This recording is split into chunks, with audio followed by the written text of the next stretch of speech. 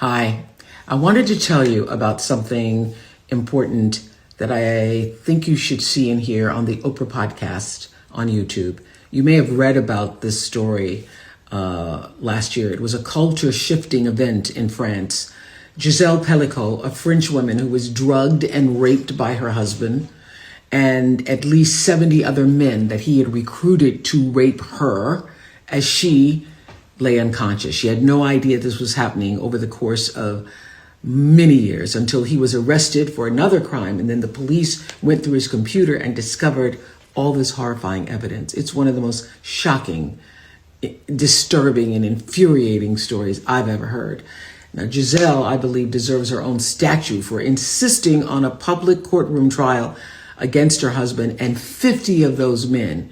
She could have kept it private, but said she wanted to shift the shame from herself and every other victim of sexual assault to the perpetrators where the shame belongs.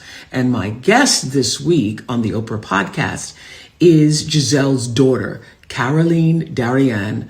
And she's the daughter of the victim and the perpetrator. And she's written a book about the experience of going through the trial with her mother, finding out that her father had drugged her mother and brought all those men into their home and filmed it, and discovering pictures of herself, his daughter, where she is clearly unconscious. Carolyn recently had assault charges brought against her father.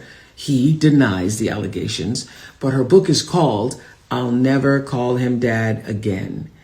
So the question we're asking is, how do you go forward after such a devastating betrayal that strips you of everything you thought you knew?